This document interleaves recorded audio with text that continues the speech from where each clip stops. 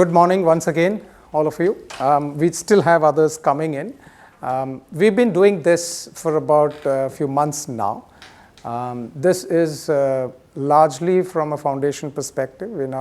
This is not a money-making spree because we used to do it free, and we were told by the participants, well, don't give it free, charge a nominal fee. Our objective is, again, to give back to the ecosystem. That's the objective behind this whole thing. This whole session, crafting a pitch that investors can't refuse, is based on practical experience of the founders of 11.1 KMS, who have built companies and raised multiple times. So I'll first, so this is a packed session. We have about 60 minutes that we walk through, and it'll be quite packed. We'll have 1 or 2 interactive sessions also. So to give you a perspective, we'll first walk you through what we do and what we have done, just so that you get to know from what angle are we saying that we know the subject very well. So 11.1 KMS is a virtual accelerator which helps founders scale up by attaching a business mentor throughout the life of the organization as a shareholder of the organization. So in a broad sense, they walk in as an undesignated founder, undesignated chairman, and they are working with the founders only. They don't get into operations, they don't get into P&L execution, but they get into strategy of every department that you can think of, which is HR, finance, sales, go-to-market, branding, fundraise, all of it. So the entire sector. So the discussion is what next? And most of the time, founders get stuck in the short-term strategies, and they forget the long-term vision. When I say long-term, because there's so many short-term problems that keep cropping up, they forget, and thereby they do shortcuts which can damage the long-term strategy itself. So our job is basically to do that itself. So using the experience of the mentor, our mentors are all experienced startup founders. So as we said, we connect with all of them. And the whole work that we do is strategize, review, and then we go back to advising. So it's a continuous cycle every week, twice a week. And it's not that just sit back and advise. Normally when you hire a consulting agency, you get it advised in a piece of book, and then it just goes out. In our case, the book also gets executed, and then we come back and discuss what went wrong and why we shouldn't, and how do we do course correction, and it goes on. So 2 years down the line, nobody can blame anybody because all 3 of us were involved, and we continue to do that itself. So that's a big difference here. Some of the companies that we are involved with, Certvance is a blockchain-based credentialing company based out of New Jersey. Zippy, very interesting. This is Benedict would have written an essay when you applied for the college in the US. Yeah. So Zippy is an AI-based essay writing assistant to the student. At the back end, it works with OpenAI, ChatGPT. So it applies this, but it writes the essay based on the college, etc., but it doesn't write fully. It assists you. Typically, I don't know how much you spend, I don't want to ask you, but typically it's about $5,000 to $40,000 per student is what you pay to write the essay. This is a skilling company based out of India. This is Maths One, which focuses on learning maths by doing. This is a very interesting international school for K-12 called Do It Yourself Experiential School. So the kids actually learn with blocks only for the first 10 years. And this is Deep Tech Consulting. We work on space and AI, a mixture of space and AI. So, and it's working on a new product which is going to be competition to GPS.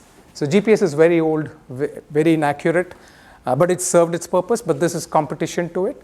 And so it's got a global $1 trillion market, potential market that we're working on. So these are the companies, just to give you a comfort feel, these are not one small time companies, they are large founders, patents holders, etc. that we work with. Before that, my personal background, I built 2 edtech firms. We have all heard of online education, right? In the last 4 years, but I started my first online education company 22 years back in the year 2001. and went on to be a global leader. We worked across 33 countries, had about 1.5 million learners. So 250 plus corporates across the country. For this conversation, I think this is very important because this company, or both the companies that I started were in India. The VCs and investment agencies are all Indian. So these names may not make big sense, but I'll just walk you through. CNBC, of course, was one of my investors. So that's one of the investors. Infosys is one of the largest IT firms. So the founder of that was an investor. Aptech is one of the largest education institutes worldwide, but originated in India. He's the founder. Big Basket could be considered as Amazon equivalent for groceries in India. It's the largest out there. And I think they sold to Tata's recently. And this is a government fund. So this is the investments that we went through. You can imagine investment is as tough as sales or worse, because here somebody is putting money into you. And the moment we see on the newspaper, say that company got $10 million, we just read it and walk through. But there's so much sweat behind getting $10 million. And I'll ask you a question. If one of your cousins comes to you and say, can you give me $5,000? I just want to start a company. You actually think thrice. And you think, I mean, the guy might just lose the money. He may not take the money, but he'll put on an ad which is worthless. So the point is, it's not easy.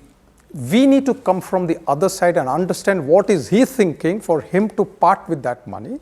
And of course, we have the responsibility to spend it responsibly. That's also very important. Also, there is no shortcut. Okay, I will take back those words. There are multiple cases in the US today where money was just spent on bullshitting. Theranos, Elizabeth was one of the classic cases, and there are multiple, FTX, and there's so many cases. But my point then is that you have to be that person fundamentally, right? If not, in my case, it's always been that I get caught. So there's no point in bullshitting. So let's be honest and say this is what we are, and we'll market it well. That's what we need to do. So I also have experience on the other side slightly when I acquired a company for $10 million, all stocks deal, on what do we do, how do we merge, how do we ensure there is no ego clash and many of those things. This was one of the largest online emerging tech training company. So which is like AI, ML, DL, etc. So this is about 5 years back, we used to train on this online itself. This company was started by Vinod Dham. You heard of Pentium chip. He was the founder of Pentium chip when he started this company. We'll walk you through these topics today. Investor pitch, how much to raise, financial forecast, image makeover, pitch deck, timelines, valuations. If there's anything else that you would need to know, this is more free-flowing. There's a lot of information here, but if you have any questions, please feel free to ask. There are no questions which are, we are only people who want to start companies or are already starting companies, so there's no bullshitting here. We are all naked, right? So, okay, first slide that you wanted to know. Top reasons startup, read the first one. 38% companies fail because you don't have money. The money is there. What happens is partly the founder's fault, partly the investor's fault.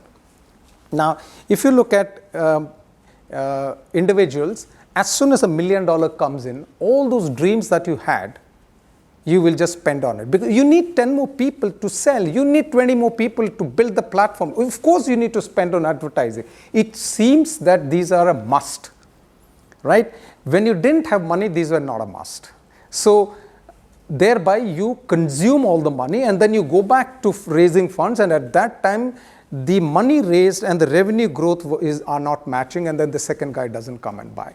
So right now, in the last 1 year, this is a big challenge in the world. Two reasons. One, the pandemic inflicted pain that the VCs went through, so they are not loosening their strings. One. Second is, a lot of bad actors, founders have come in play, and the big ones have spent billions of dollars and wasted money, and thereby the VCs are not spending money. But seed angel money is available big time right now, because whenever there is a downturn, there is an increase in angel and seed funding globally. That's always been there. Quick question, how much to raise? So I'll walk you through with the stages of companies. There are different types of companies that we create. One is scalability led.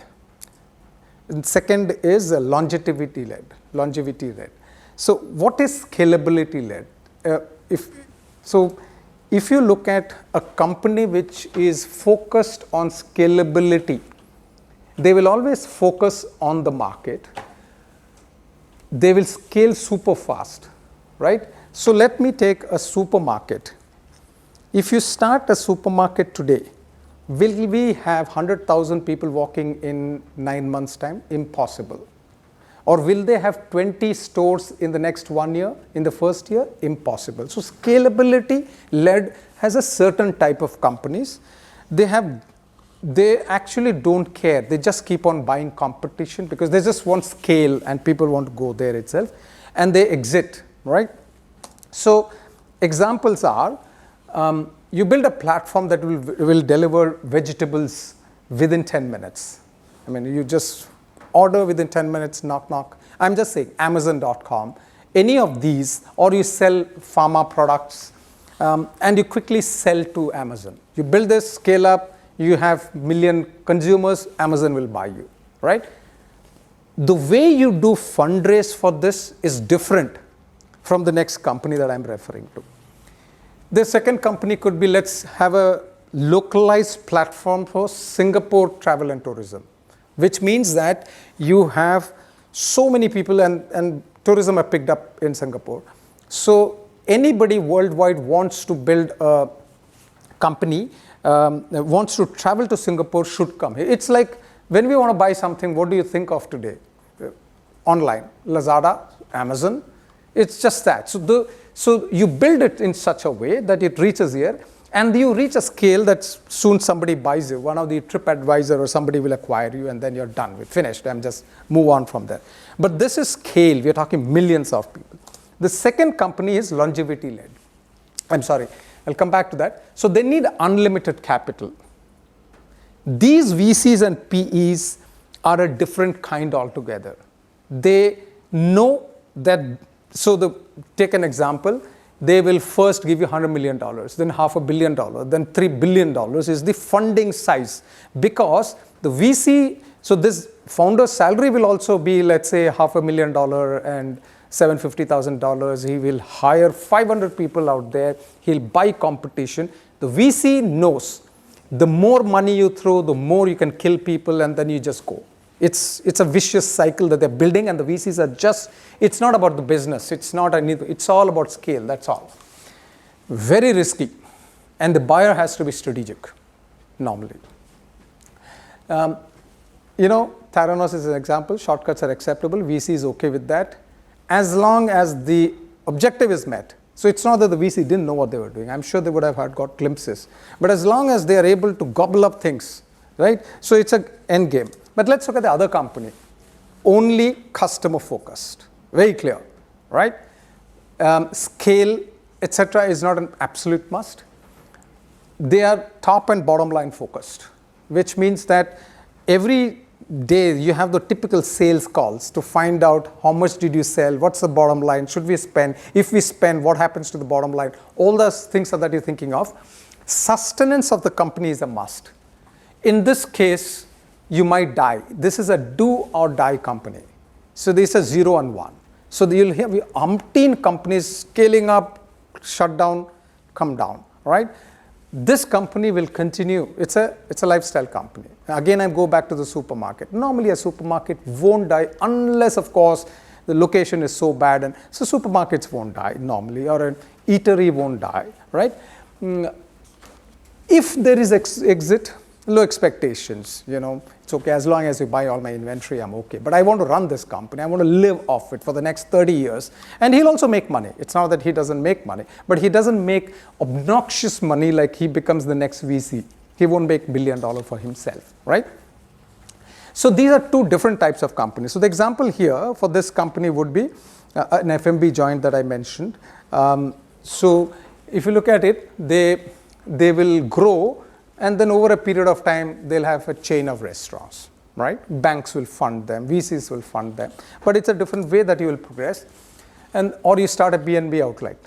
B&B is bed and breakfast, expand to multiple cities, etc. This is not Airbnb. Airbnb will come here.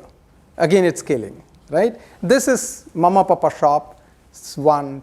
I buy another property. I start another one. Things like that.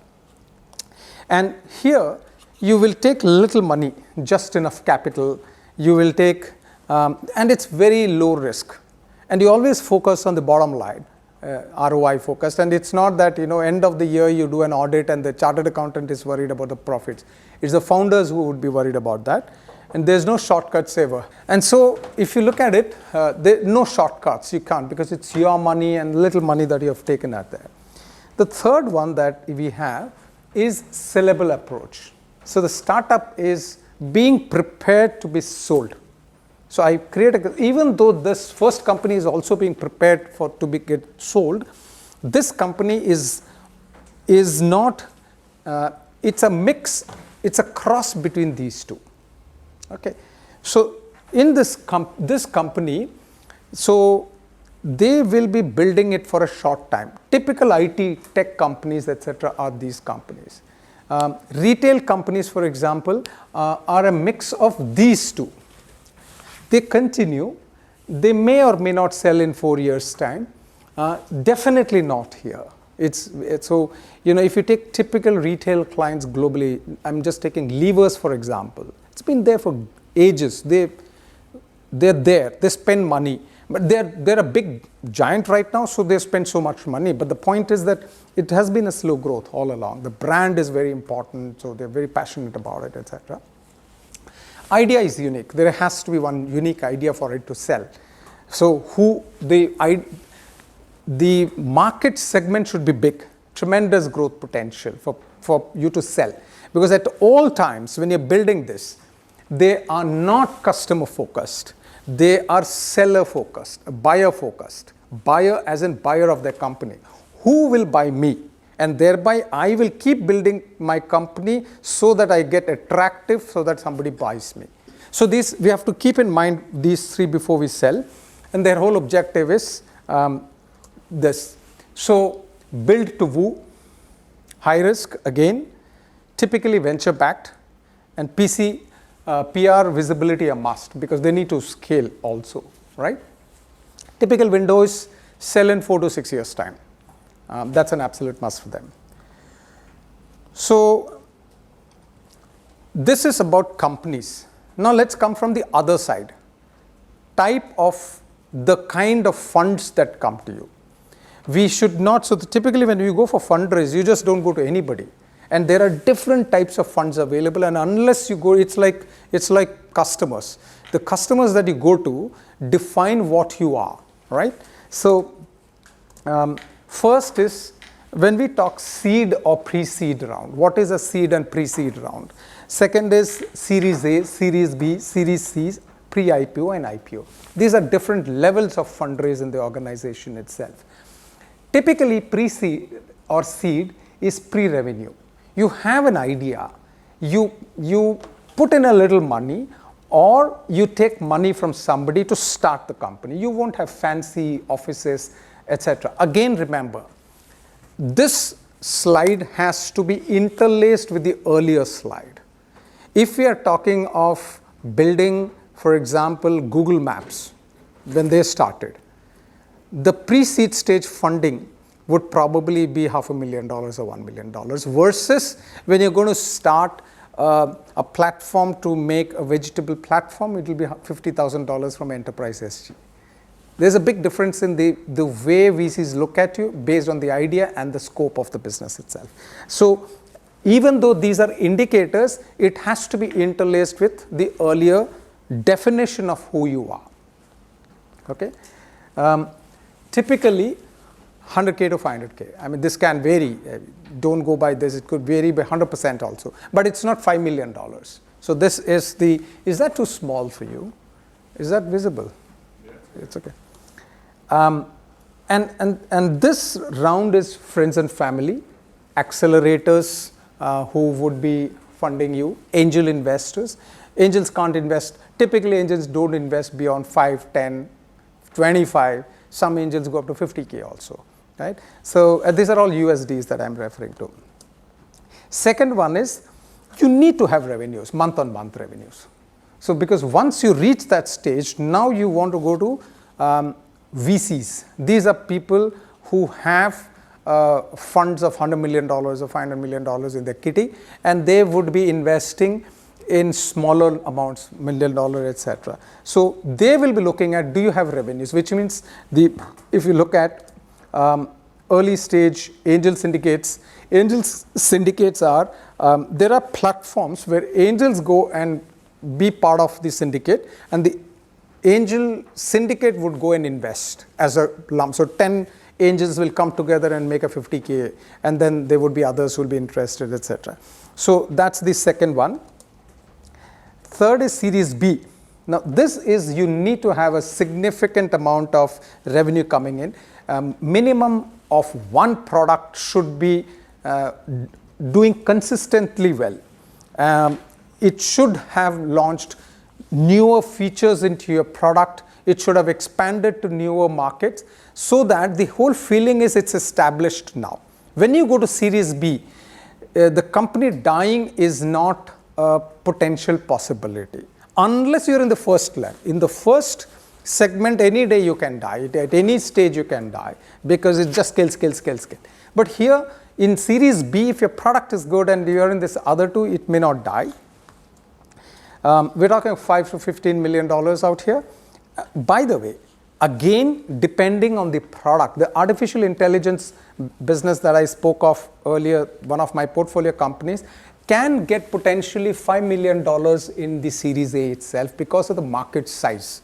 It needs to spend so much for them to reach out to all the students who are going into that market itself. It's like when OpenAI or ChatGPT launched, how much money they would have spent? They would have spent good amount of money, right? $500 million and $1 billion. So that's a different product. So these are typically mid-sized VCs, early investors typically take an exit. So which means the angel investors at this time would take out some stake or all of their stake, or founders would also take out some stake and exit little. They'll make little money. Okay, let's go to Series C. So Series C, the company would have expanded big time. They would have a much larger presence. It could be, depending on the country size, they would become, their geography would increase. They are preparing to go for an IPO or for an exit, right? Depending on the kind of company that you are in. It's very important at this stage for your unit economics and the EBITDA to get stronger. So what is unit economics? There is a slide on that, and we'll be discussing unit economics. But at this juncture, there is a lot of strong focus. Till such time growth, we can look at spending a lot of money, not worried about profitability, gross margin, etc. But at this juncture, it's very important itself. And you can get close to $15 to $50 million. Again, I'll go back and say, the first lot companies could possibly even get $500 million and $1 billion at this stage, right? These are for the next stage of companies. And here is where you have the growth stage funds coming in. There could be VCs, PEs come in at this stage. PEs are private equity funds who typically have $500 million kitty or ticket size when they come in. Pre-IPO, normally the expectation is that the company should be doing generating profits, good enough profits itself, and they would get further investments of about $50 to $300 million. Now, pre-IPO, the objective of a pre-IPO funding is just before the IPO, people come in and they invest, so that during the IPO, as soon as IPO comes in, the valuation just shoots up because it's going out to the public market itself. And these are large sovereign funds that come in right now. And we are talking of the expectation of an IPO is within a short span of 2 to 3 years, so that these guys can exit before that. And then, of course, there is valuation, etc. At this time, it's too difficult for us to explain what else can be done. Now, quick question here. Who all is actively looking for fundraise? You are? Excellent. You? No? Not right now. Okay. So we would possibly have a session to discuss this. Next, we will take a financial forecast. How do we do financial forecasting? That's what we will discuss right now. Now, since 2 of you are already in running your own company, quick question is, how many of you can build a financial forecast without the help of an accountant?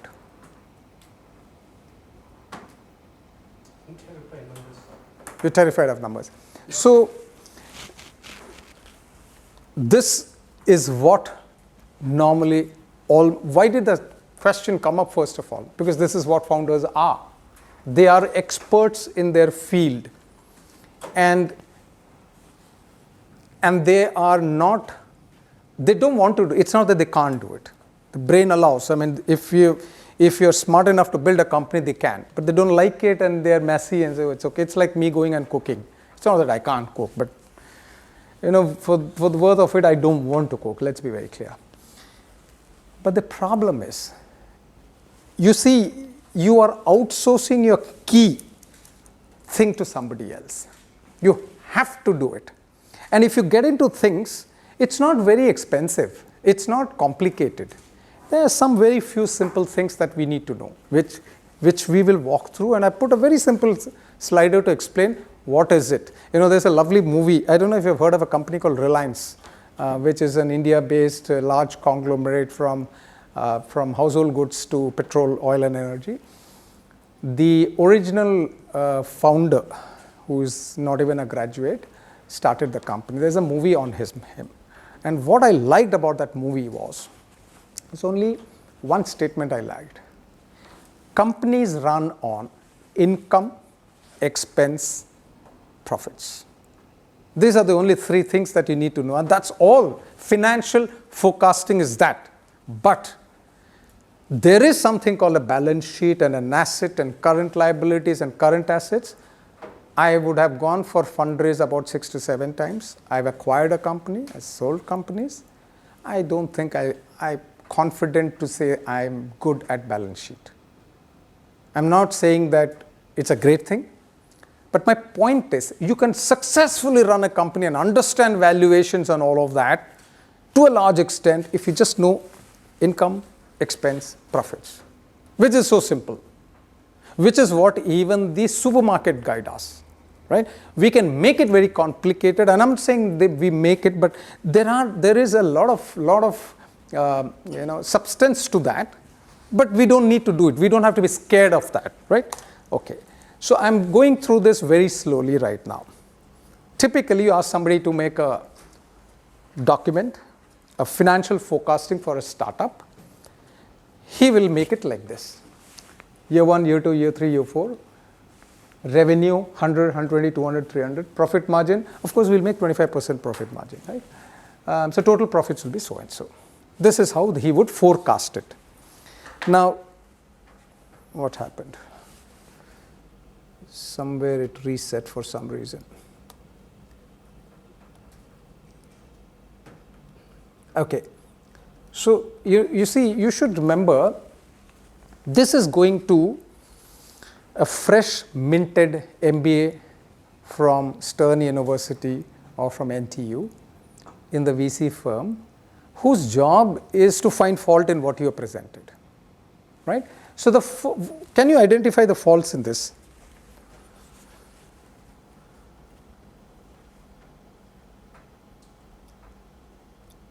You cannot just put numbers like this, and then justify, because who knows what will happen year 3. Yeah. Another pandemic, and it can go the opposite. Yeah, I mean, pandemic is a force majeure. We leave pandemic. Let's say business continues. Let's look at it this way. Why 100? So you brought a child onto the table, put some numbers and say, child, can you just tell me? She picked up 120 and said, okay, lovely, it should be 120. Secondly, tell me one thing, who told you that you will make profit margin of 25% every year, right? You cannot just bullshit. This is pure bullshitting. Why 25% margin? Why not 75%? And every year 25% you forecasted, right? So which means you will not sell, the moment you touch 25% you stop. It doesn't work that way. That means you have to have thought through it. And of course, I'm also putting some formatting, etc. Most of the time people forget units, currency, all of that people forget. I'm just adding a number out here.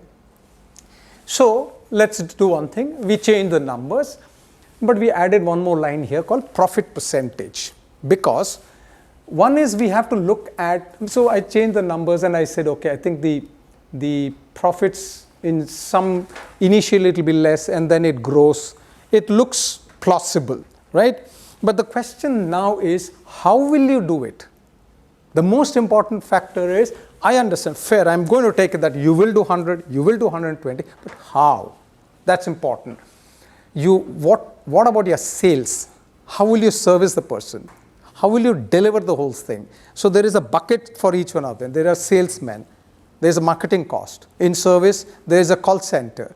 In delivery, depending on what your delivery is online, offline, Lala move, whatever. So there is all of this that's coming up. Bottom line, the most important part in the financial forecast is the story. What you sell to the VC is the story. It's like me telling you, for example, I have a company which works on the GPS equivalent, better technology, higher focus, higher accuracy, higher precision. GPS has ruled the world. It's there everywhere. It's there in your mobile phone. It's there in Lala Move. It's in all these automobiles. It's there in railways. It's there in flights. It's there in defense. We're talking of trillions of dollars worth of business. And I'm competing with it with better satellites, better accuracy of 75%. Right? And I need $500 million for that. What have I done? I've sold you a dream, given you what is existing in a large market, and I can potentially do it.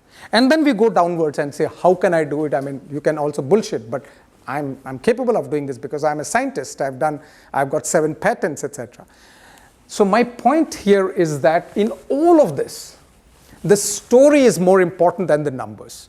You tell how 100, because my product is this, my competing product is at Y, and I'm differential prices because of Z. And I will have a sales team of 10, they have 8, and thereby I'll be able to do it.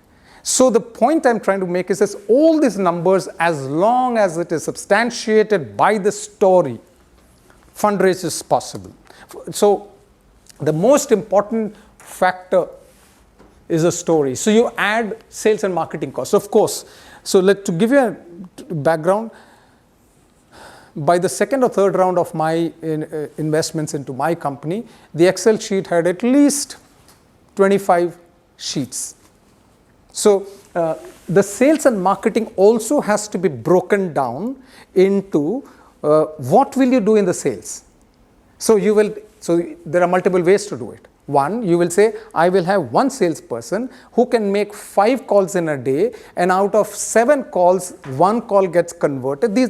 Many of these numbers are available, or you learn from competition, or you just dream a bit based on some knowledge. Many of these is a combination of all of them. But the more you are able to fine-tune this, the more you will be able to be convincing. So you can keep going down, and it can become granular. And I'll tell you, once you get into such details, it will become more interesting because you're building your company, you're building it. It's not just financial numbers out there, right? So, and then, so he'll make 4 calls, which means 4 into 25 is 100 calls, but he needs 100 leads. Where do the leads come from? Oh, I'll put an ad. Okay, so when you put an ad, where do you put an ad? Straits Times, or do you put it online? Online, it is $5,000 for 60 leads. So my point is, it's your choice. How much do you want to get into right now? Or you just leave everything and say, let's go sell, right? let's go sell has a disaster coming up. The more prepared you are before the war, the more chances there is for you to win. Very clear. So fundraise, by the way, is as a corollary. Okay, let me reach there first. So, and then we keep adding, right? So sales and marketing, delivery, unit, profit or loss, growth over previous, and then see the job of that freshly minted MBA in the VC firm is to take your data and do some analysis like growth over previous year. So you grew 20% in the previous year, second year grew 67%, and then it drops to 25%. What happened? You can't fall, right? You should be growing. So you didn't do this. Expense as a percentage of revenue. So you have an expense, if you look at it, it's pretty consistent. Sales and marketing as a percentage of delivery. So, if you keep on looking at these numbers, you'll figure out aberrations that are coming up. And then you'll go back and say, yeah, okay, there's something wrong in that. So some of these is what you will do. And then you have to look at cost of customer acquisition, which means total sales cost of the total revenues that you have, right? If you look at cost of customer acquisition, it can never be higher than your revenue itself or your gross margin itself. Initially it can be, but not later onwards, which is what unit economics is all about, which we will talk of later. And then you have to get into granular details, put some charts. The point I'm trying to make is that if you take out 5 days out of your life, or let's say 2 hours per day for the next 1 month and just spend time on this, it becomes very interesting because you're building, it's a building bridge. It's like playing a game of chess. You think through and yet you fail actually. So it's not that chess is not winnable. It's just that we don't want to think beyond the sixth potential out there. So we don't do it, right? So, but if you do it, you know you're a winner. That's it. Let's get into unit economics, right?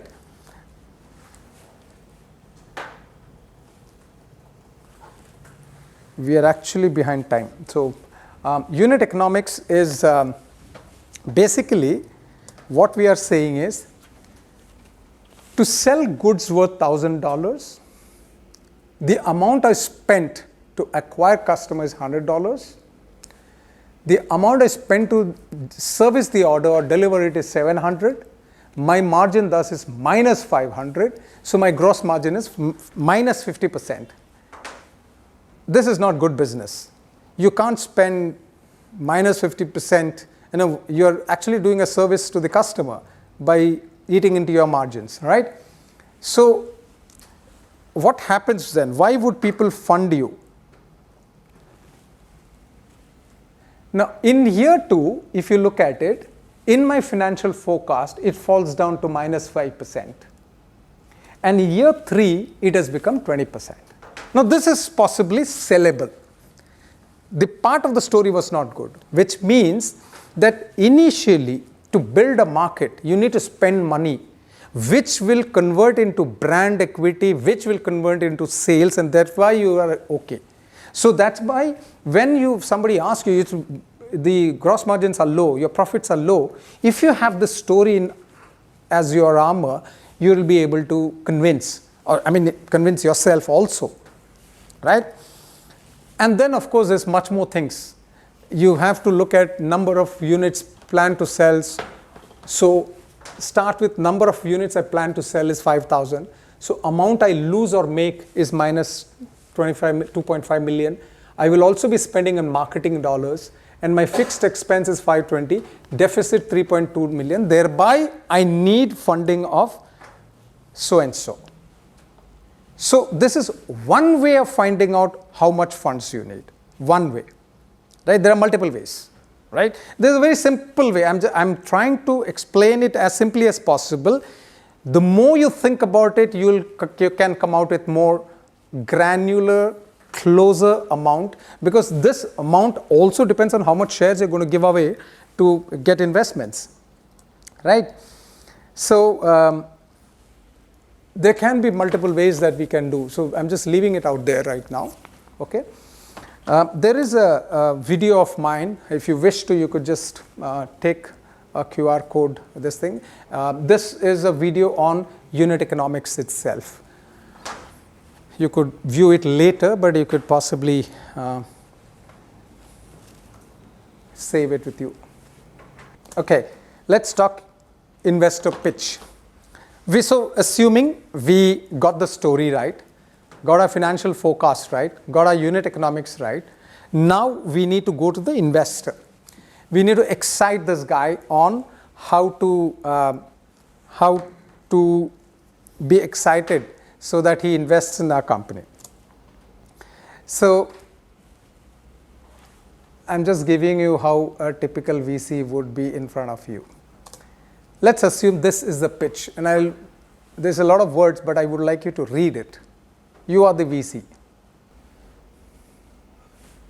Okay. So this comes to me as an email. I'm the VC, or comes to you as an email. Will you fund him or not? Do you think you'll call him? Why not? Why not? It's a lovely words. Cutting edge technology, revolutionize, sustainability. No, he's the VC. He's a VC. So I'm saying the VC is reading it. Right? It's delivering significant value to our customers. It is unique value. It's quite compelling, isn't it? Why would you not invest in him? I'm not saying invest. Why wouldn't you call him for a discussion? It doesn't give you the value. Pardon? It doesn't give you the value. He says so, unique value proposition. He says go to market. What does it exactly mean? Yeah. Pardon? What does it exactly mean? Because it's so big, everybody uses words All like this magic too. words that we're saying. And it doesn't stand out. Yeah. Okay, so let me share this with you. This is a classic example of a pitch. Because people want to give big words, big numbers. You see in social circles also people use bombastic words. You have not understood anything out of it. This is what one. Two, if you go to an external consultant and pay him $5,000 to make your pitch, this is what comes out. Because you put large numbers, people will be impressed. But the point is, the VC has hired people to see through this. What happens is the founder will come back and say, he has said, now unfortunately, the sequence of events is such that you believe the story. So this is what the VC finally says to you, and you also consume that.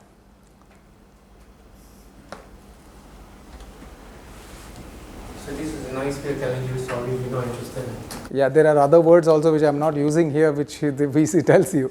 But the point is, this is exactly what happens. Now, tell me, the VC sends this or tells you this over the call. He doesn't respond, first of all. But if you suddenly see him in a workshop, say, I sent you that, did you remember? He'll say this.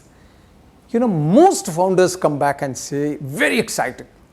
He says, the VC said, model is good. VC is happy about it. And we'll discuss and come back to you, right? Now, do you think the VC will fund you? Now, apart from the earlier one, even if you actually made a good pitch, when you listen to this, what do you get to know? And I'm actually telling you, if you are at the driver's seat, you feel that, the VC was nice. He says he's happy. So it's very important for you to have the first impression right. That's very important. You can't have a second impression. You will always have the backdrop of the first impression every time you go discuss with the VC itself. So it's very important. So there is a lovely another video, if you wish to go through. Come back after you have more traction, replied the VC. So there is a video that I've created, how to interpret this, because you go to 20 VCs, you come back, and 19 of them would have said this. Nobody says no. So what are you supposed to do? There's a video. If you wish to, you can click a photo. Otherwise, it's okay. Let's move on. So, no. Okay. So, can any of you give a pitch? Now, please go ahead. You should be shameless if you're a founder. No, I just realized that, I was doing things like this. No, so we would like to listen to it. That's okay. The objective of today's session is self-realization also, right? You have 4 heads who have no interest currently in your company and would be able to criticize you, honestly. Because Nufo? Scary, But okay, let's take it. Yeah? Okay, let's encourage Nufo. And then we'll come back to you, sir. okay. Yeah. So you have, how much time do we give him? 2 minutes? so much. 2 minutes is a long time. Yeah. Okay. Okay. Welcome. Thank you for your attention. My name is Nufar. I represent the company called Naturally. Naturally specializes in more sustainable household cleaning products. So we make cleaning products made with natural ingredients, sustainable packaging, and we go all out. Our competitors produce with chemicals, synthetic fragrances, and we focus on full natural products. Market is increasing. Year-on-year growth for sustainable cleaning products is 15% per year. Demand in Asia is growing. Asia is also getting more aware that we need to be more environmentally friendly. So demand is growing. And we are different from the rest because we are real sustainable, not half, but we focus on the complete sustainability. We are currently selling on online platforms, Amazon, Lazada, Redmart. Revenue growth month on month 15%. And we now need your help to go into brick and mortar stores. So we need investors to go knock on doors of the big retailers to get on board. Any questions? How much do you need? I need to build a team of 10 sales guys. For that, I need to build infrastructure, tooling. So for the coming 2 years, we will need to invest around $5 million. And after that, we can start giving you a good return because then we gain our traction, create brand awareness. Excellent. Do we supply? Do we write a check of $5 million? No. No. So he's not giving you $5 million. No, I'm not surprised. Was not prepared at all. I didn't get your name, sir. James. James. So James doesn't want to give $5 million. Why? Okay, I suppose because there are a lot of products like this. I mean, you can tell me that it's natural and all that, it doesn't really stand out. I mean, unless you have something that is a USP, okay, yeah. So I may consider investing, but not $5 million. Okay, let me put it this way. So because this is 2-minute pitch, right? The 2-minute pitch typically is to discuss further or not. So this session is all about, we will discuss further or not. So will you discuss further? Is there more questions that you need to know about it? Or it's like pure bullshit, I don't even want to touch it. Okay, I would spend some time look into it and then ask my team, okay, with this, okay, everything else seems okay, just that the product itself, what plans. There are enough products in the market.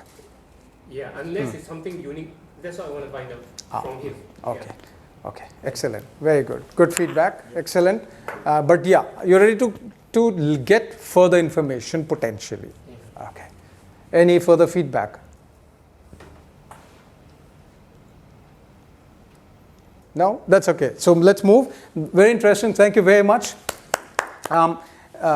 Normally when you go for fundraise, this is not how you do. You do a lot of practice, you do pitch, you do presentation, etc. But yeah, that's a start. The objective was today just to get warmed up on that front. How about James? Would you like to just give a 2-minute pitch about yourself of the company? Okay, I'm not ready, but I will tell you the product that I'm working on. Okay. Okay, I'm currently working with a Spanish company which came up with a product that does decarbonization by mineralization. Okay. Which means once you apply this onto a table or wall or even flooring, okay, it will then be exposed to carbon dioxide. Upon contact, it will break down the carbon dioxide into minerals, which is like carbonates, nitrates, and nitrites. Okay. Yeah. Okay.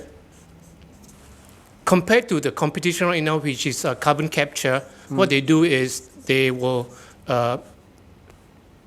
get carbon dioxide from the air, and then they will trap it underground in oil fields or in caverns and all that. But that potentially can give problems in the future. We don't know yet because they'll be under high pressure. Yeah. So my product is a whole lot safer, and furthermore, all existing buildings can be painted, all roads can be paved with this product. Okay. You can even put it in textiles. So that means you literally become a kind of like a tree. Trees, which is the other kind of product they have, it will trap carbon dioxide. But when you burn them, which some people will, okay, then you release carbon dioxide back into the air, and then it becomes, a problem again. Okay. Yeah. Yeah. So that's basically the product, and that's the what I'm looking for funding in order to bring that into Asia Pacific, because my partner's doing it in Europe already. Yeah. Okay. So that's it? Yeah. Okay. Shall we discuss further, or do we drop it? You want to know more? Okay. So what was interesting? A different way of carbon capture. So Decarbonization is definitely there's a need. Okay. Thank you, James. Thank you very much for your for the pitch. Now, here's the thing. The way VCs look at you, he doesn't care for this. Or he doesn't care for sustainability, or he doesn't care for niceties. He's a money bag. You are passionate, I'm passionate, global warming, etc. VCs are money bags. He's just looking at a couple of things. One, so we need to say this, no doubt about it, for a different reason. Absolutely right, because if this is the unique idea. But what is he looking for? He is looking for, number one, unique idea, which is where you pitched. Unique idea.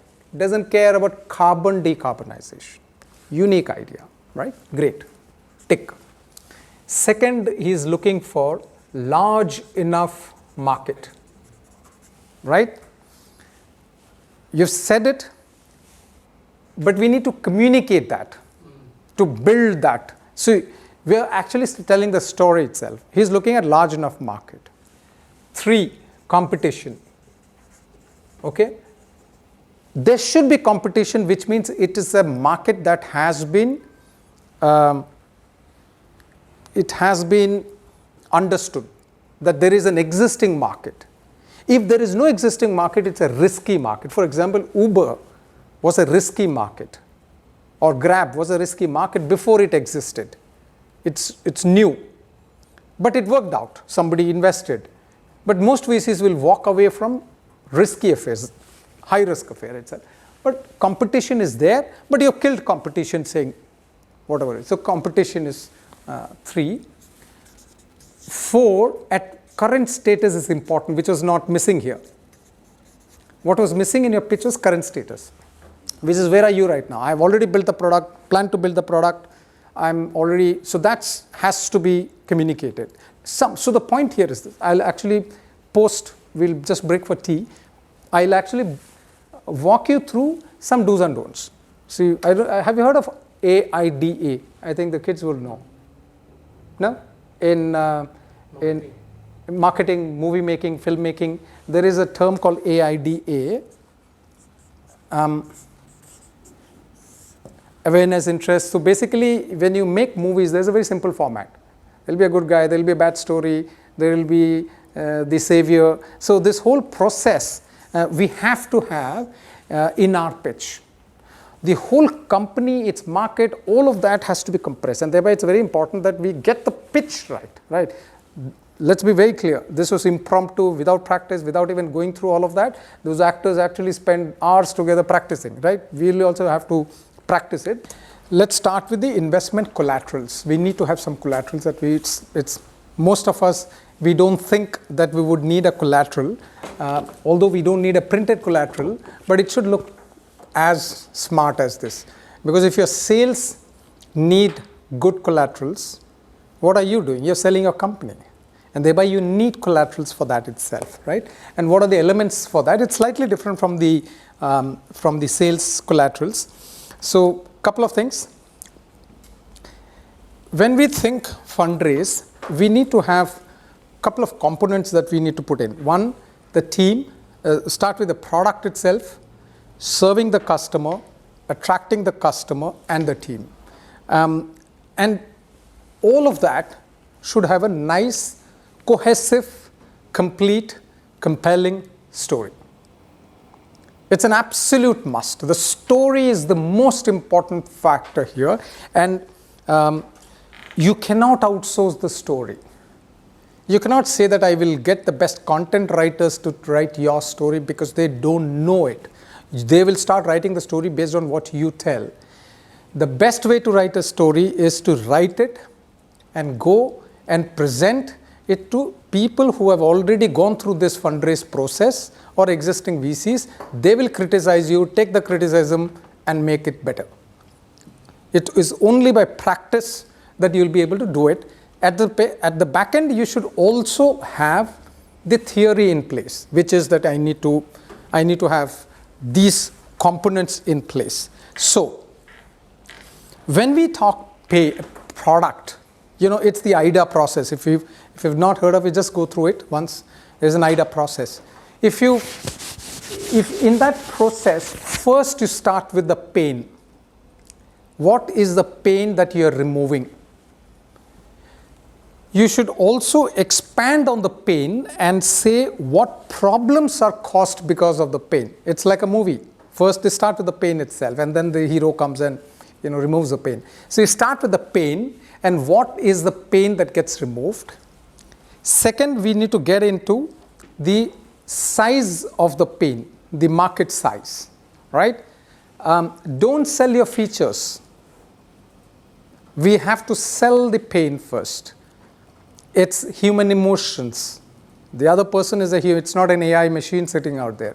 He has to understand the pain. How much deeper is the pain and the problem that is created based on the pain? It's very important. We need to magnify these two, and then we need to then expand it and say it's a global issue. If it's a global issue, if it's a national issue, if it's a localized issue, but show the size itself. Don't leave it to assumption. I mean, when we speak, all of us have a vision. What I see is not what you see based on these words. So it's important to communicate those words also, because the visions could be different. Don't assume. Market size, and then the focus and the competition to it. What we are determining, the objective of this session was not to look at your products and pitch, etc. It was only to identify some of those components. Why did we do competition? It's only to say there is a pain point, there is somebody doing it, I'm doing better, much smarter, and all of that, right? And it also it also helps people to understand what it is. If I have to explain to somebody else about how we are going to create a product, etc., it's very simple if I just equate it. I'm building an Amazon for organic food. It's communicated. And we have also built an equation saying that the company will potentially become like an Amazon, though it's not. But it's implicit. The vision is Amazon of our women. It's a big thing. It's $1 billion. Though you're not going to be $1 billion, maybe, may not be, we don't know. But the point is, try build associations which are larger, bigger. That's the objective behind putting these film stars on your ads. It's the association, right? We need to do that.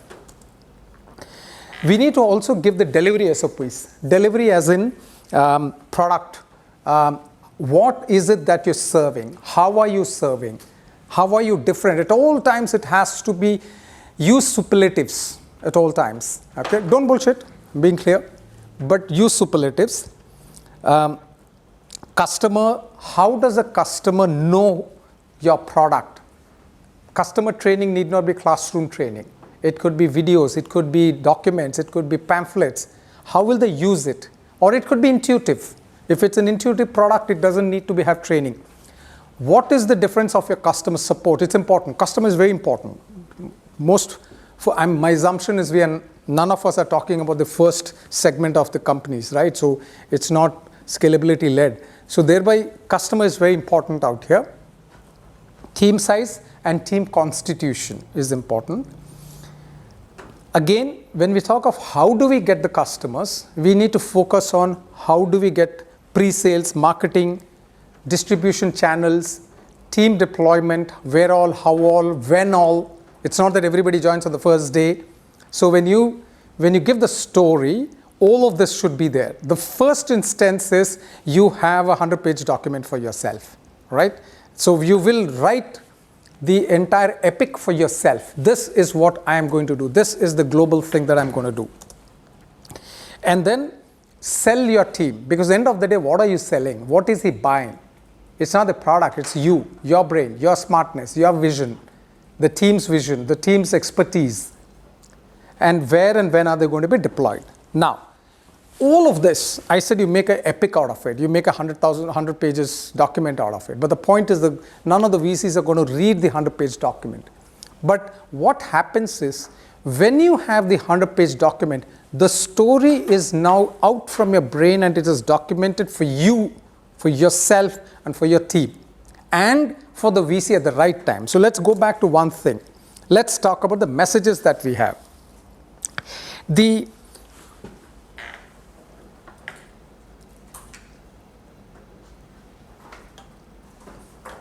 First and foremost, have you heard of this term elevator pitch?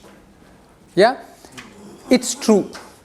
This fact that there is something called elevator pitch is true. Because many a time, suppose you are passionate about this and you know for a fact there is a person who's very passionate about green sustainability, etc. So what do? You need to capture that guy, hold on to him and say, I need to connect with you, right? So how do you get his attention, this person's attention? He may not give you time, but I'm sure you can catch him in a hotel lobby, from the lobby to the taxi, etc. You need to compress this in 20 seconds, all the story.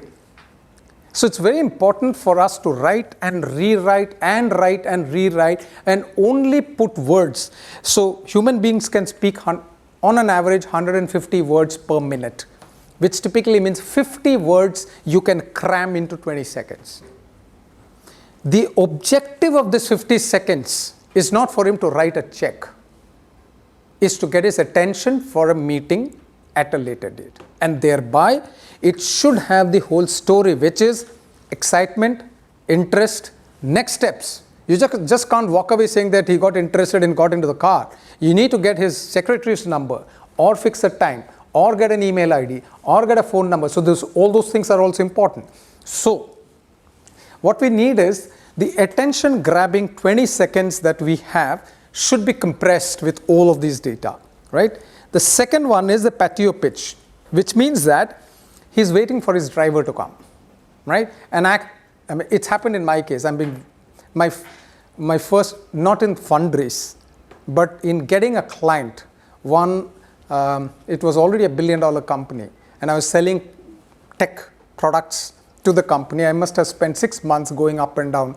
My team has gone, but we were not able to sell to them. We were not able to convince. Their competitors have already bought. Some hotel, I saw the founder and the chairman of the $1 billion company, and I wanted to chase him. He was walking from the lobby to the patio, and in those 20 seconds, I managed to tell him what it is, get his email ID, and within 2 days, I got a call from New York, his office in New York, and I sold within 30 days' time itself. That was not fundraise, but my point is, elevator pitch as a concept has been experienced by me. That if you are able to, look at his, most of the time when we talk, we think that he is in the right frame of mind to listen to everything that I'm saying. No, he has got bigger problems. He just had a sexual harassment case against his VP, and there is a potential arrest of his VP sales, which means $1 billion in money going. He's working with so many other problems, and you're squeezing in something else, and thereby it has to be compelling. So these words that you use has to be keywords. You must have heard of Google keywords, right? These keywords are very important for him, right? So we need to work on this. Remember one thing, when I said 20-minute pitch and a 90-second pitch and a 3-minute pitch, I'm not asking you to make a 20-second pitch and then rewrite a 90-second pitch and then write a 3-minute pitch. No, because the way it should function is, you get a guy, you give him 20 seconds and he's still waiting, still listening, extended by 90 seconds, still listening, still continuing, extended by 3 minutes, still listening, still continuing, extended. So it's a story that continues. So what you said then, you cannot repeat. Having said that, there comes a time when he has given you time, said 20 seconds. I'm giving you 20 seconds, come to my office and present. That's a different pitch. So this is all about, you've got the stage, continue. The moment they come with a whip, walk away. But then you've already told the story till such time they bring the whip. It's very important that we have the story created in a continuous format, and anytime they stop, you have actually told your story. You're now just adding, Malaysia comes in at some point. Right? We can't say Malaysia in 20 seconds. We just have to sell. I can actually say it in one word, for example. Google Maps. Understood. I'm building a better version of Google Maps which will have A, B, C, D. The world understands. Market, everybody knows. Market size, everybody knows. Differentiator, everybody knows. It's like when Facebook came in, Facebook was not the first one. How did he, I don't know how he sold, but I'm saying, how would he have sold? He would have said, I'm building, what was the other one, Orkut. He would have possibly said, I'm building a better version of Orkut because it's got ABCD. Finished. He just sold it, right? The first 20 seconds is over. I'm saying 3 seconds is communicated. Then he goes to the next 20 seconds to explain how it is better. And then the next 3 minutes to say what else can be done. But the point is, you can say all of that. Use the right words. It's very important. So my message right from the first slide till now is the most important part is the story. Everything else is your homework. Financial forecast and unit economics, all that is homework. Story is the most important part of it itself, right? And the story should be compelling to him, not to you. Don't bring your passion into it. He should see your passion, but don't sell the passion to him, right? So this sequence, and I've not added the 20-minute and the 50-minute and the 1 hour. There would be sessions where you may have to sit down and give a demo and all of that. Because once he's got the first impression matters. So these impressions, once it's done, this is more than enough.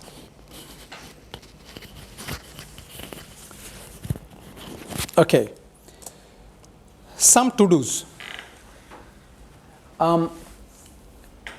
What you need to do is, when you do this whole exercise, write down 20-seconder, 90-seconder, 3-minuter, 5-minuter, read it, look into the mirror, practice.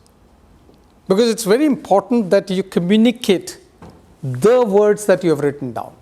Don't create the words at that time because you won't be able to communicate that way. You don't have time. Which is why newsreaders are great, because they're just reading.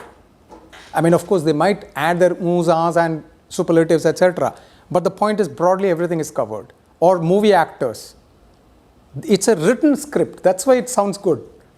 I can also be smart if I am potentially trained and given those words. But I'm not.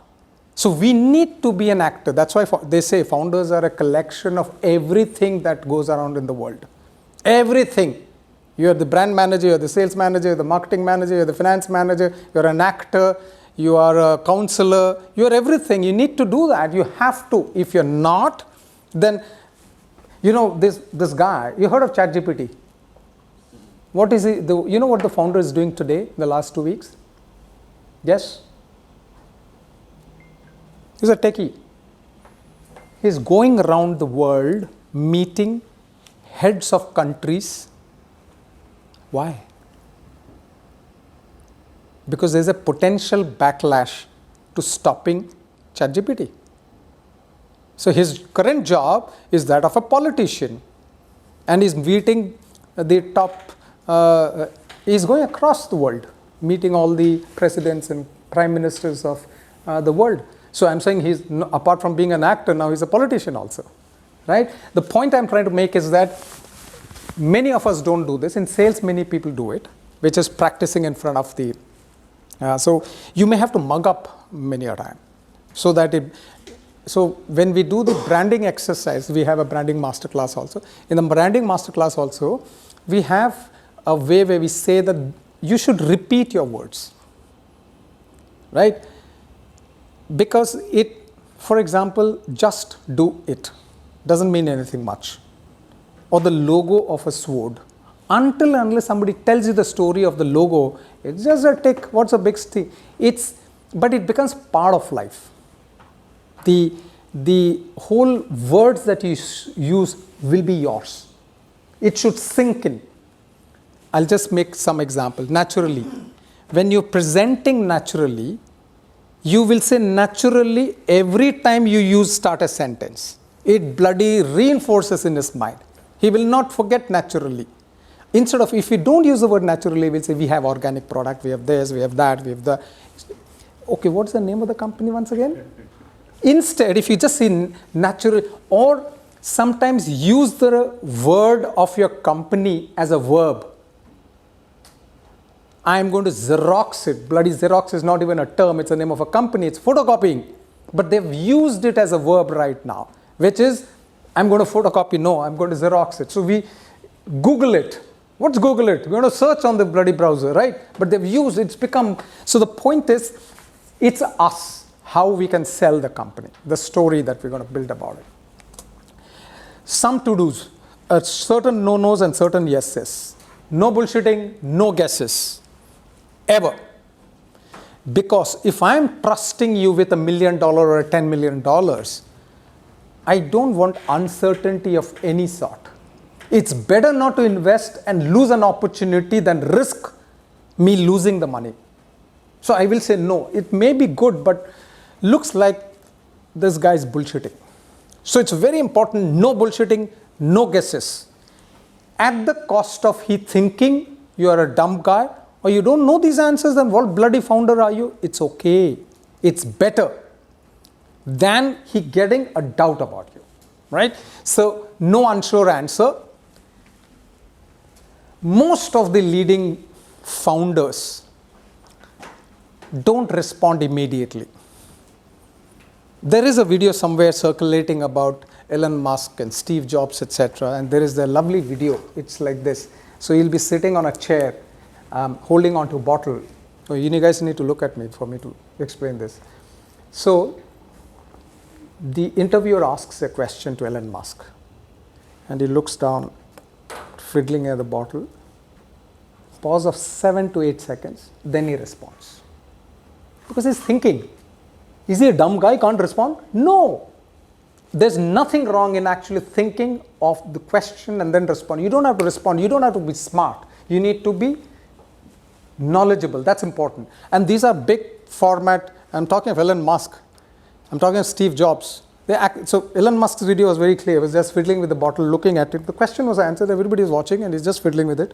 Then he responds. Same thing happens to Steve. There's a video, lovely video that I saw of a lot of these entrepreneurs. So my point is, listen carefully before responding. Understand. If you've not understood, ask to explain. It's a conversation. Unfortunately, founders are always at the back foot because we're asking for money, we need money, we feel we need to be indebted to him. Bullshit. He's going to make money out of you. I'm going to build the company.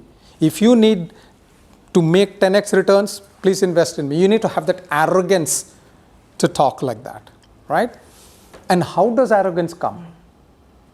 By knowing your company better, knowing your product better, knowing your marketing, knowledge is arrogance. You need to know that. Say, no long answers, ever. The first pitch, which all of you said is bullshit. It is bullshit. You can't give things which are not easily communicable, right? And let's look at the yes. It has to be well prepared. You need to know your story well. Okay, third one is very important. Do you know what this is? Version control. So, when you start talking to VCs or investors, you would have, over a period of time, funding doesn't come in a day's time, it will take 6 months, right? And over a period of time, you would have made 10 pitches. The pitch that you made today changes over a period of time, and 4 months down the line, the pitch would have been so much better, smarter, and a story and a PPT and the financial forecast would have changed. But if you go to a VC today and you continue discussing with them 4 months later, you can't change the PPT. You can't change the financial forecast. No, now it's $100 million. Yeah, then I was thinking $5 million as my revenue, but now I think I'll get $100 million. Bullshit. You can't just in 4 months drum up an Excel sheet with financial forecast, which is different. Thereby, you need to stick to your story, but if you have to change it, you need to change it in front of him saying that this is what the version this is what the plan was. But with additional information, I think we will reach here, or you just stick to the plan. So it's very important to create folders of PPT's Excel sheet and the different pitch that we had put, because we may have a smarter keyword that comes up later. But for him, we'll continue. Very slowly, we may have to add and change it. So version control is extremely important. Again, otherwise, it's a bullshit. You're selling bullshit, right? We shouldn't do that. So version control is important.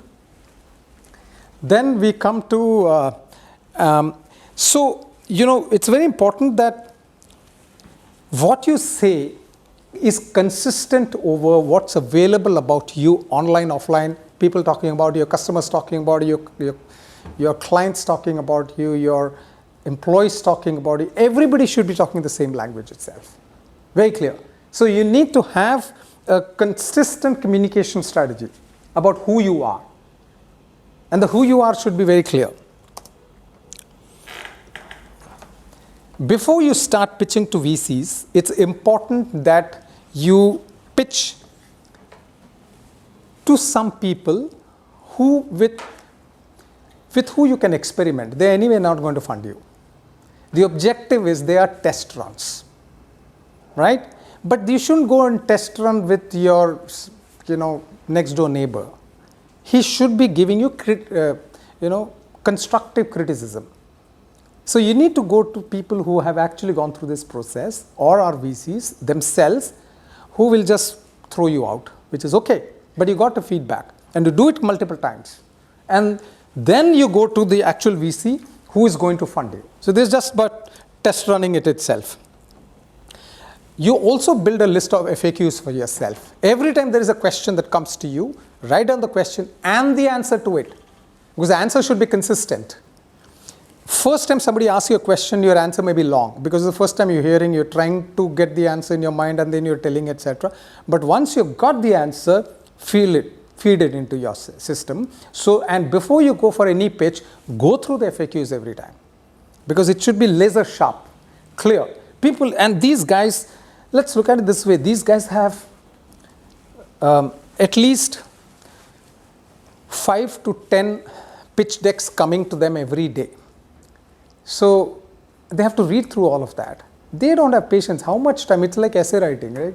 The people who are going to evaluate essays in colleges, how many essays would they read? They'll just skim through it. So our whole process, it should be very crisp. Okay, pitch deck. You know what's a pitch deck, right? Whatever the investor deck that we're going to use is called the pitch deck. And it should have a story, and normally there's a format that they want to listen, the way I communicated here. So I'll just quickly walk you through the format. And the reel is an indicator of the fact it has to be like a nice movie. It has to be captivating. He should be listening to you. That's very important, right? So what is the value proposition? as I said, if you link it to something, we are the trip advisors of Southeast Asia. Done. Understood. You don't have to even sell anything else. Right? So we will add few more words, but my point is, this is the key capture that we have out there. Second is, what is the problem? If you give too much, if you have too much to talk, then they get lost in all of this. Just give one pain point or at max 2 pain points. All others are by the ways. When Tesla started selling, Tesla didn't sell by saying we will sell battery charge points 6 years down the line.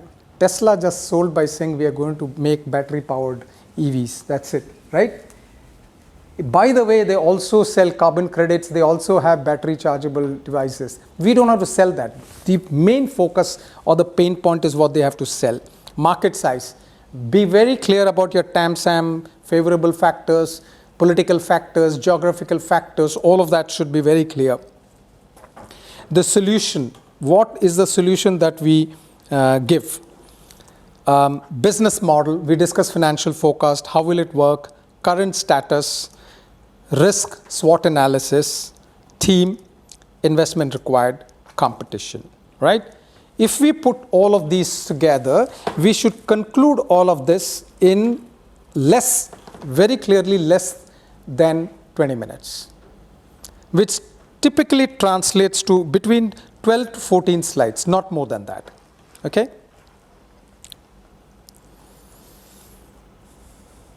These are all broad guidelines. You can try and not clutter the PPT, as less as possible data, very clear, concise way of presenting it.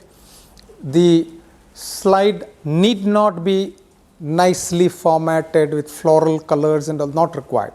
They just need the information, that's all. The best products, the best branded products are clean. Apple started that with their packaging, one of the first companies to come with a white box with just one apple on top, and that's become the way of branding itself. So the less that you are able to clutter, the better it is going to be.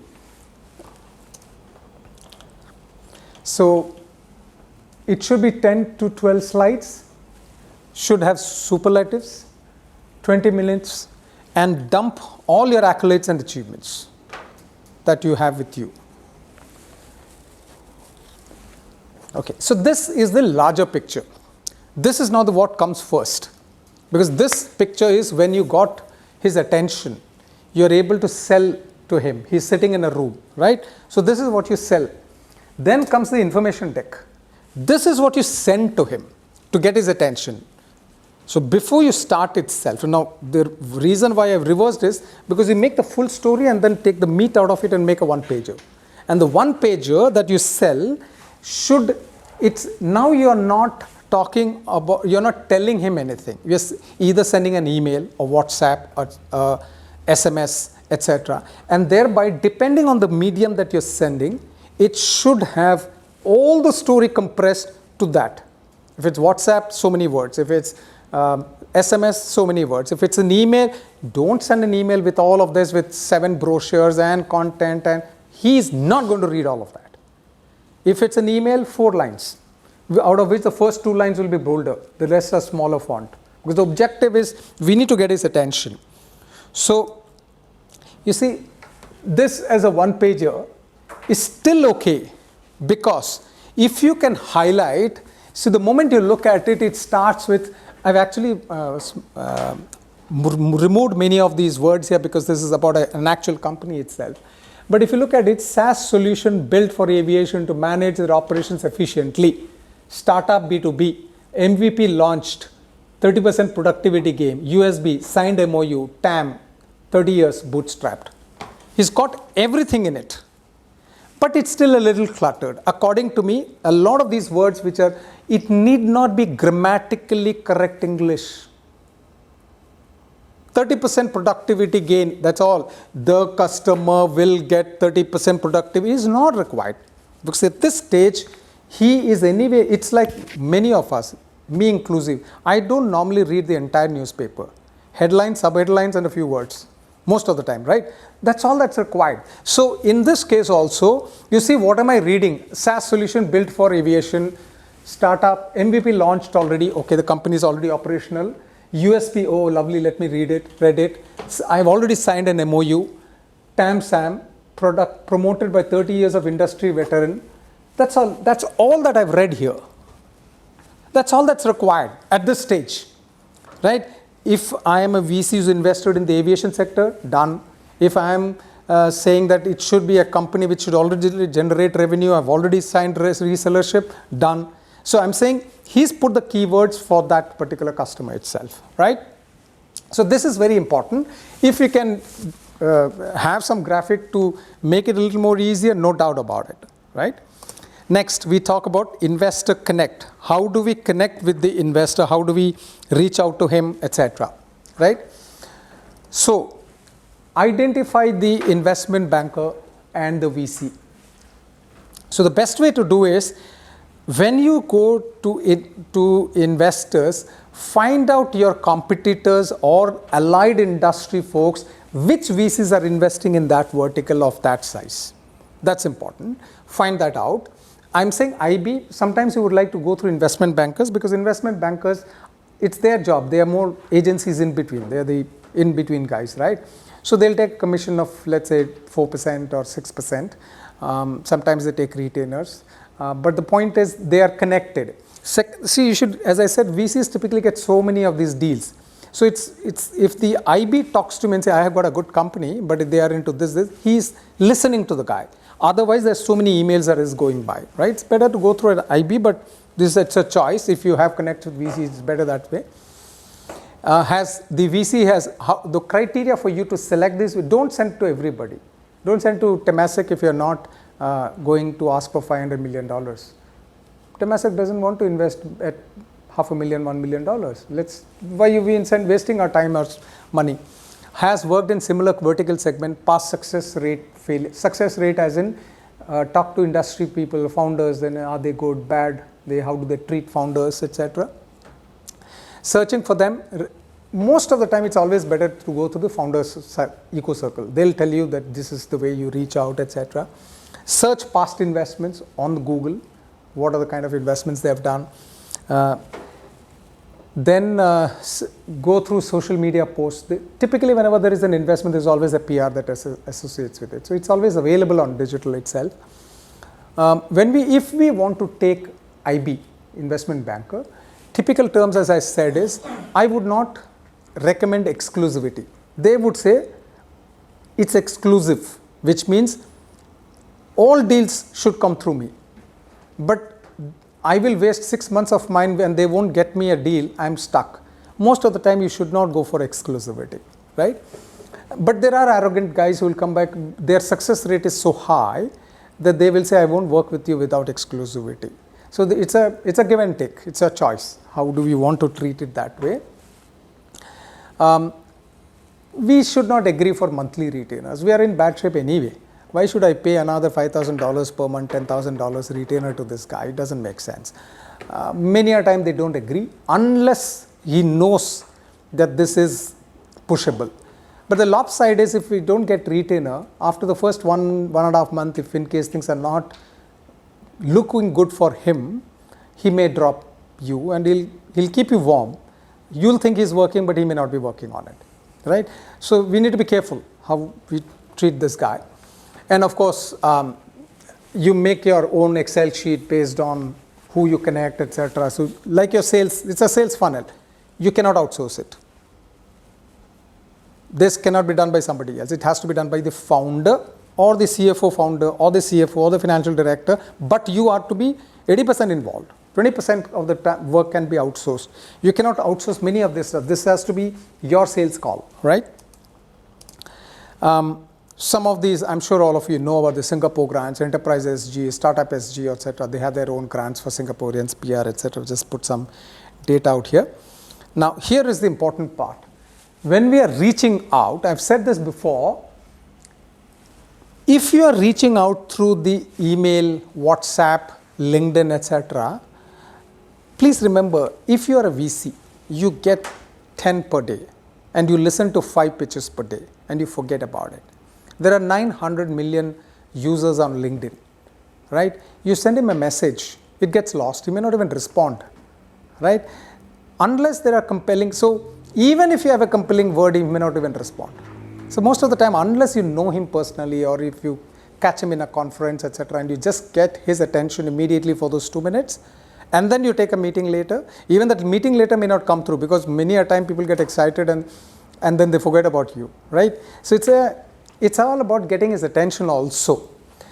So just because you posted on LinkedIn or you posted on Facebook, etc., you don't expect 5,000 people to come and get to you. It is a cat's fight out there. It is thereby, when you're reaching out, keep it short and compelling. No large text messages or social media messages or LinkedIn messages. It has to be short, very short. And in an email or a WhatsApp, depending on the media, if there is a scroll, it's long. That's it. We don't have to even think about it. So which means you, as I said, you don't have to be grammatically. Typically, you know the keywords. There can't be more than 10 keywords, which means 10 into 2, 20 words. That's it, right? You just need 20 words. So even 20 words, the moment you add your grammar to it, it becomes 140. Don't add grammar. Make it readable. That's okay. But the point is they understand. It's okay. That's the point. One LinkedIn message will not get a meeting. The objective is get a meeting for a call or a call. It won't get funding. Make the message personal. You see, always try to relate it. Like you're that funding, we are like this. Or TripAdvisor that we're building. It has to be easily understandable. Don't make your story, selling your brand we can do later. Right now it's all about what is he, how can he relate to my product as a large, compelling, less risky story. So it's very important how you try to sell your product itself, right? Many a sale for a salesman is lost for not asking for the purchase order. They just do a lovely speech and come back and say, okay. They don't ask, so when are you giving me the purchase order? We need to do that, right? They're not God. So the way I look at it is, anyway, he's not funded me right now. So I'll make the statement. If he feels bad, okay. If he's interested, he'll say, fine. So the point is that I also need to be obnoxious at that time. Ask for his email ID. Many people, for example, if our Prime Minister comes in today and we discuss, etc., whatever, we have, let's assume Samuel knows him very well, he comes in, we have a cup of coffee, etc. And after the coffee, do you think you'll ask for his mobile number? Nobody will, because he's Prime Minister. He doesn't share. Why do you have to assume it? You just ask. Can I have your mobile number? He'll be embarrassed. Normally, nice people don't say, don't be obnoxious. They'll just say, I don't carry a mobile. I'm not on social media. They'll say all of that. But the point is, we should ask. It's my job. I'm selling my company. So I'm saying it doesn't matter. You be obnoxious. Founders are shameless guys. I've just said that before also, right? Just do that. If you ask, there's a chance. If you don't ask, anyway, you don't get it. Period. That's it. It's important for me to be on his calendar, right? So don't expect him to respond. It's not that he's egoistic. He may not be genuinely having time. Even if he be egoistic, so what? Who cares? The event is important than the character. I'm not going to be friends to him, right? I just need his money. That's all. I need to be friends with his secretary, right? Because she is very important for me. She might put me into the calendar very subtly without he knowing also. I should be very close to her. Very important that I need to be on his calendar itself, right? As I said, be persistent, consistently. Don't be afraid that he will get upset with me. So what? Anyway, he's not funding me. You get upset, let him go have a drink and fight with his people. It doesn't matter to me, right? I'll keep following up. He'll send an obnoxious mail saying that, why do you keep sending mails or sending reads? So, because you have an email ID. If you don't fund, till such time he doesn't fund me, you are another free citizen of the world. Right? I'll keep sending, So you need to be persistent. I'm saying shamelessly be persistent, be consistent, follow up. Best time is Saturday morning. He doesn't have other activities, etc. Saturday morning, when he gets up in the morning, has a cup of coffee, 10 o'clock is the best time. 9:30, 10 o'clock. 6 o'clock, he might go for golf. 9:30, 10 o'clock, any ting-ting, you will read it. Response, we don't know. Monday morning is the worst time because he has his morning weekly reviews, etc. that comes up. Saturday morning is the best time to reach out to him. Again, cold call is the worst part. If we don't have any other option, we do cold calls. I mean, cold call is in cold reach, cold outreach, etc. You need to go through connections. This is the best option available out there. Now, we spoke about fundraise all this. I'm saying go through fundraise. If not for fundraise, what else do we get out of it? First, you will know your business better. You will know your customer better. You will be a better storyteller for yourself, for your customers, for your products, for your employees. You'll be much better than that. You will yourself have high levels of dopamine. You'll feel happy about it. My God, my company is so great. My product is so great. You start feeling better about it. Dopamine is better. You will have high level of governance because you see through problems. You see issues in the company. You are done your unit economics and say, oh my God, this is not right, so I correct it, right? And your visibility goes up because on social media, etc., people get to know you, do pitches, you are in social networking events, etc. Your visibility goes up. So I'm saying, apart from getting funds, whether you get or not, it is an exercise that you should indulge into. We did our pitch, so we don't have to do this. Last few points before we are going to close. One is that most important part is major pinpoint has been solved. Large market size, clarity of go-to-market at least up to the next 2 years, unit economics tending towards positive territory, competitive landscape, major USP or moats, and the team with relevant experience. What are the timelines? So we start with, in the first month, by connecting on text, phone. Second month, we should be able to send him out a pager, one pager, which is a IM. Formal presentation in the second or third month. Demo within the third or fourth month. Key terms, valuations, term sheets within fourth and fifth month. And due diligence, financial, business forecast within the fifth and sixth months. And the detailed lawyer conversations, shareholder agreements, etc. in the fifth and seventh month. Within 6 to 8 months, you can expect cash in the bank. This can vary by 50% plus and minus. So it could be 4 to 12 months for a typical fundraise to conclude. So this is something that continues. And of course, then the share issuance, etc., it takes its own time. Okay, one important factor, valuations. Very interesting thing. Never talk of your valuations initially, because you don't know what is he having in his mind. He might put him off, or he might not even come back to you.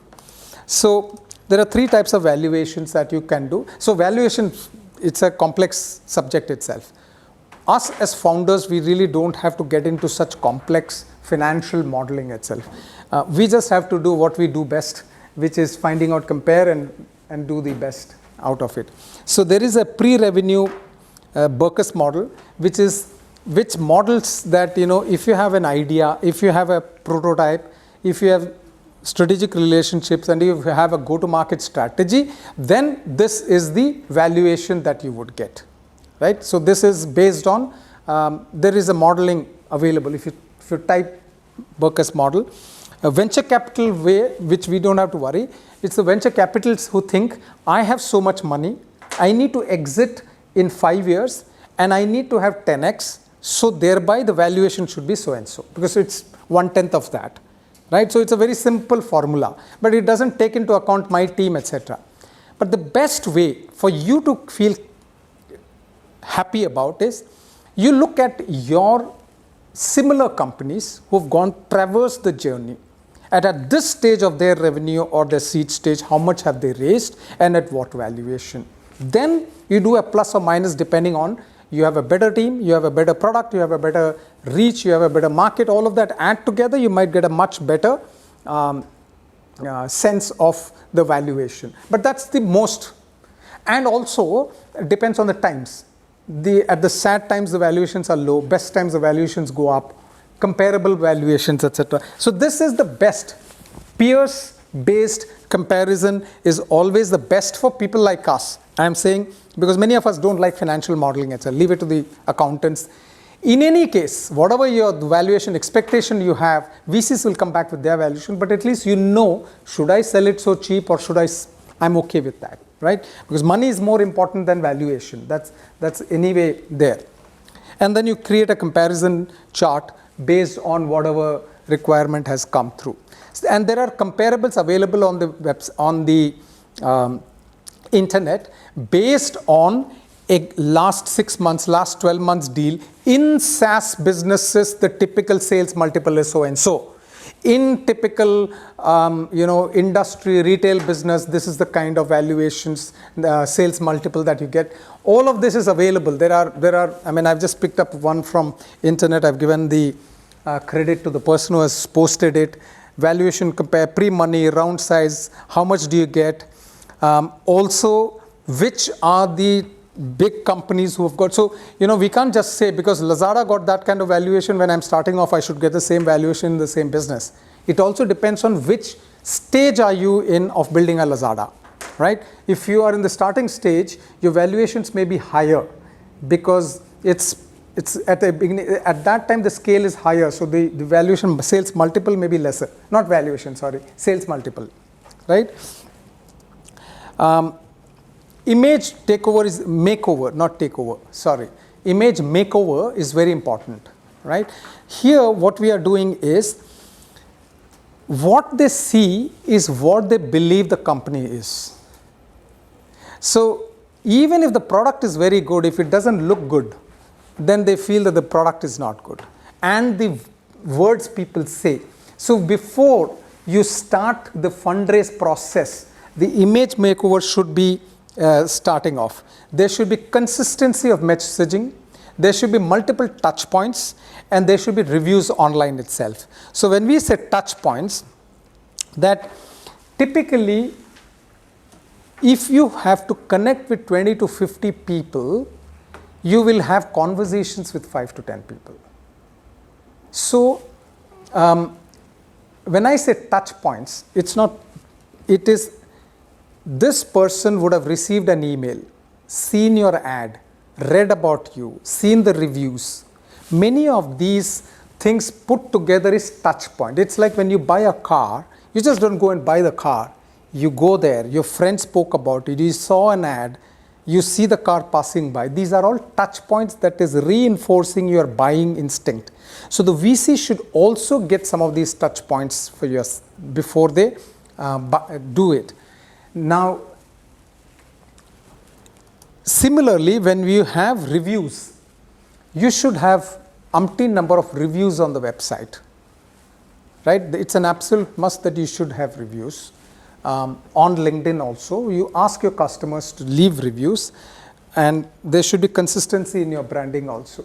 So these are some of the ways. This is in branding, etc. I'm not getting into this.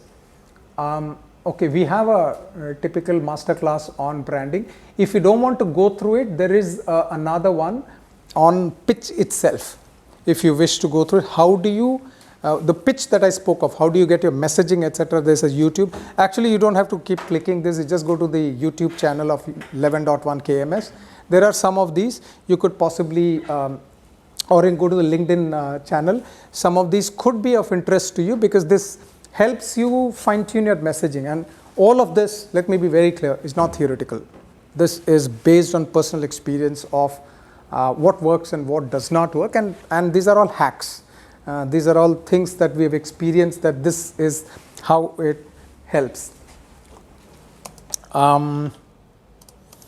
Okay, lastly, it's very important that all of this that I spoke of will work if you just imbibe one culture into your organization, and that is keep your customer at the center of all your conversations. I don't know if you've read the Amazon's case study where Amazon keeps an empty chair in the conference room. Jeff Bezos does that.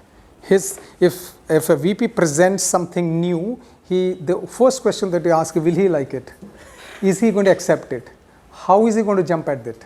So if you have an answer to that and a compelling answer to that, then this is a proposition. So internally also, we think many a time the feature will be helpful because we keep on building features, etc. But we really don't know about that. We have to spend time on that. Secondly, most companies spend more time on sales than delivery or customer service. If you spend more time on customer service and sales, pre-sale will happen, sale will happen, because happy customers bring more customers. And the happy customer referral is 100% conversion than a pre-sale conversion, which is typically what, 1%, 2%, 5%, 10%.